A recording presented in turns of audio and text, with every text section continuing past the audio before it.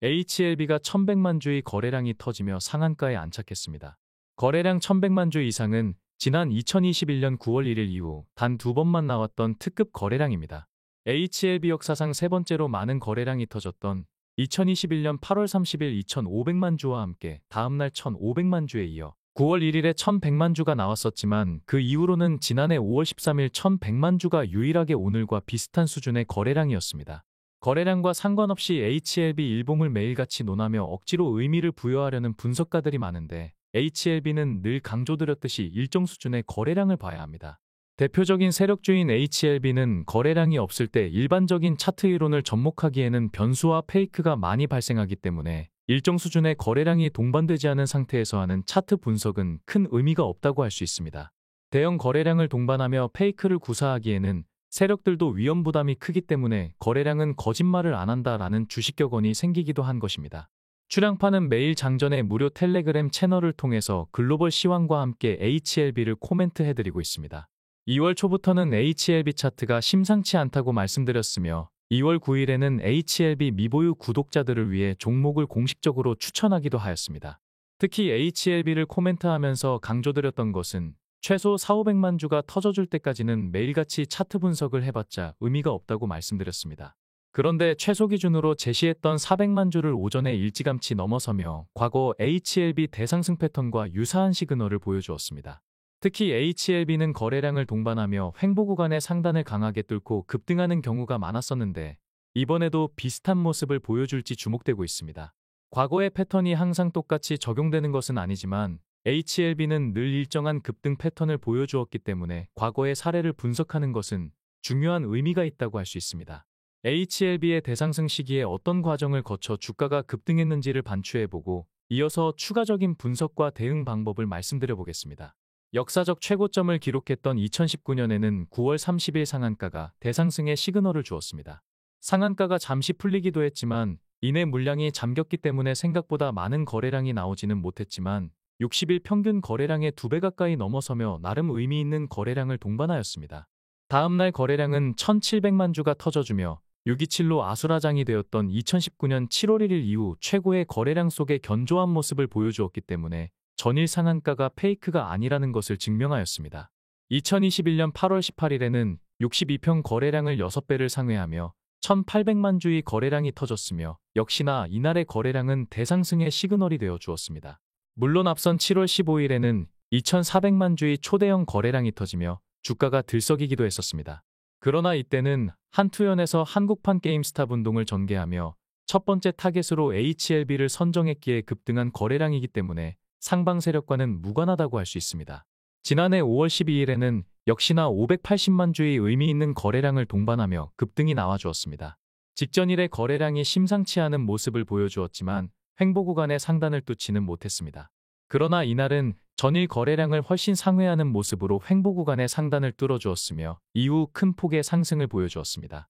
이처럼 HLB는 대상승의 시그널을 거래량을 동반하며 횡보 구간의 상단을 뚫는 것으로 보여주는 경우가 많았습니다. 오늘 터진 1100만 주의 거래량은 2021년 9월 1일 이후 최고의 거래량입니다. 이 정도의 거래량은 특정 세력이 개입하지 않았다면 나올 수 없는 거래량입니다. 물론 하루 거래량을 보고 주가의 추가 향방을 100% 예단할 수는 없기 때문에 내일 거래량과 일봉의 흐름은 중요한 의미를 시사할 것입니다. 다만 거래량이 폭증하면서 횡보 구간의 상단을 뚫어준 오늘 HLB의 차트는 추가 상승 확률이 훨씬 높다는 게 차트가 말해주는 통계이며 종목 추천에 활용하는 출양파 매매 시스템 또한 충분히 통계적 유의성을 확인시켜주고 있습니다. 또한 내일 거래량이 오늘 이상으로 터져주면서 견조한 흐름을 보여준다면 내일 추가적인 상승 여부와 관련 없이 주가의 단기 향방은 상승 확률이 높다는 것 또한 출양파 매매 시스템으로 검증된 통계입니다. 물론 내일 거래량을 동반하며 추가적인 상승이 나와준다면 가장 베스트 시나리오가 될 것입니다. 얼마 전에 출양파가 2019년 역사적 최고점에서 보유 물량의 90%를 매도했던 매매 기법을 공개하는 이벤트를 진행하였습니다. 앞서 언급했듯이 2월 초부터 주가의 흐름이 심상치 않았기 때문에 조만간 무슨 일이 있을지도 모른다는 생각으로 조금이나마 구독자들께 도움을 드리고자 진행한 이벤트였습니다. 물론 VIP 회원이 되신다면 보다 디테일한 대응 방안을 제공받으실 수 있지만 자금 사정이 여의치 않거나 기타 여건이 되지 않는 분들은 출향파가 무료로 제공한 고점 대응 방법만 잘 참고하셔도 효과적으로 대응할 수 있으며 고점에서 페이크에 당하거나 강제 존버하는 일도 없을 것입니다. 다음은 HLB 물적 분할의 이면을 들여다보고 물적 분할을 쉽게 이해하는 시간을 가져보겠습니다. 회원 방송과 장전 텔레그램 채널에서 간단히 제공했던 내용인데 좀 더 세부적으로 다뤄보겠습니다. HLB가 지난 주말 장마감과 함께 기업 분할을 공시했습니다. 2014년 적자를 지속하던 전기 개장 사업 부분을 떼어내어 물적 분할을 한 이후 9년 만에 물적 분할을 단행하였습니다. 진 회장이 뭔가를 시도할 때면 주주보다는 개인이나 지인들의 사익을 우선시하는 경우가 많았었는데 이번에 물적 분할은 기본적으로 주주와 진 회장 모두 윈이 나는 물적 분할로 평가받고 있습니다. 물적 분할로 떨어져 나가는 선박사업부는 비상장을 유지한다고 밝혔습니다. 공시 내용을 보면 HLB는 바이오와 헬스케어 사업만 영위하는 분할 존속회사가 되며 분할 신설회사인 HLBENG가 선박 사업 부분을 맡게 된다고 밝히고 있습니다. 분할의 목적은 기업 가치와 주주 가치를 제고한다고 밝히고 있는데 기대한 바대로 주주 가치는 금일 상한가로 충분히 제고되었다고 평가할 수 있을 것입니다.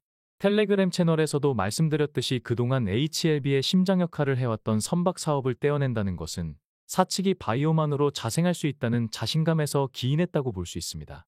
우량한 사업을 물적 분할하면 악재가 되겠지만 바이오 섹터를 꿈꿔왔던 HLB에서는 선박이 계륵 같은 사업이기 때문에 오히려 호재로 인식되게 된 것입니다. 또한 사측이 바이오 전환에 대한 자신감을 피력했다는 것은 뭔가 액션이 나올 때가 된 것이라는 기대감을 주기에 충분할 것입니다. 참고로 인적 분할은 주주 구성과 주주 가치는 변하지 않고 단지 회사만 하나 더 생겼다고 쉽게 이해할 수 있습니다. 반대로 물적 분할은 주주 가치를 훼손시키며 대주주의 배만 불리게 하는 꼼수상장으로 인식되고 있기 때문에 부정적인 시각이 팽배합니다. 그러나 이번 HLB의 물적 분할은 분할된 HLB-ENG를 비상장으로 유지한다고 밝혔기 때문에 주주 가치 훼손과는 무관합니다. 주주 가치를 최우선으로 하는 선진시장에서는 물적 분할을 통한 자회사 상장을 쉽게 찾아볼 수 없습니다. 물적 분할에 따른 주주 가치 훼손에 대해 소액주주들이 집단 소송을 할 수 있는 제도적 장치가 마련돼 있기 때문입니다. 우리에게 익숙한 구글과 유튜브 등의 초대형 자회사를 거느린 알파벳이 섣불리 자회사를 상장시키지 못하는 이유입니다. 우리나라도 물적 분할에 대한 폐단이 공론화되자 평소 물적 분할에 반대 입장이었던 대기업 CEO 출신의 한 의원은 자본시장법 개정안을 대표 발의하기에 이르렀습니다. 결국 물적 분할에 반대하는 주주들에게 주식 매수 청구권 부여를 골자로 하는 자본시장과 금융투자업에 관한 법률 시행령이 지난해 말에 의결되기도 하였습니다. 주식 매수 청구권이란 물적 분할에 반대하는 주주들의 주식을 회사가 공정한 가격에 사갈 수 있게 요구할 수 있는 권리를 말합니다. HLB 주주들 또한 이번 물적 분할을 반대한다면 주식 매수 청구권을 행사할 수 있습니다. 매수 청구 금액은 매수 예정 가격을 토대로 회사와 협상을 통해서 최종 결정하는 게 원칙이며 HLB의 매수 예정 가격은 3236원으로 책정되었습니다. 물론 정상적인 사고를 한다면 계륵 같은 선박 사업을 떼내는 것에 반대하여 물적 분할을 반대하고 주식 매수 청구를 할 주주들은 없을 것입니다. 참고로 주식 매수 청구권이나 공개 매수가 등은 주가의 하한선을 결정해주는 역할을 할 수 있습니다.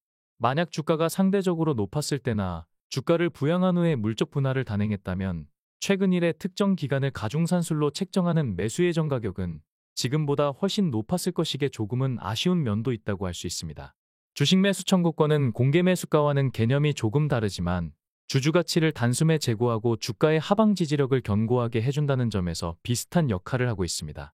최근 출향파 멤버십에서 추천하여 40% 가까운 수익을 올리고 있는 오스템 임플란트는 매수 청구 가격이 18만 원 이상으로 책정되었기 때문에 해당 가격으로 주가가 단기에 급등했음에도 견고하게 하방 지지를 해주고 있다는 것을 알 수 있습니다. 아무튼 이번 물적 분할 결정의 중요한 포인트는 앞서 언급한 대로 바이오와 헬스케어만으로 자립할 수 있다는 자신감을 피력한 것입니다. 이번 물적 분할을 통해서 NDA를 비롯한 주요 파이프라인의 가치를 제고해줄 이벤트가 그리 멀지 않았다고 해석하는 것도 큰 무리는 아닌 것 같습니다. 다만 주주들이 가장 기대하고 있는 가남 1차는 출향파가 상세히 분석해드렸듯이 기대만큼 우려가 큰 것도 사실입니다. 물론 HLB의 주가는 상방 세력들이 관장하기 때문에 파이프라인의 가치가 주가에 늘 순응하지는 않을 것입니다. 다만 HLB의 다양한 파이프라인은 상방 세력이 요리하기에 훌륭한 재료라는 것은 부정할 수 없는 사실입니다. 아무튼 파이프라인의 가치와 상방 세력의 패턴을 분석하여 현실적인 목표가를 설정하고 덤덤하게 시간을 낚는 여유가 필요할 것입니다.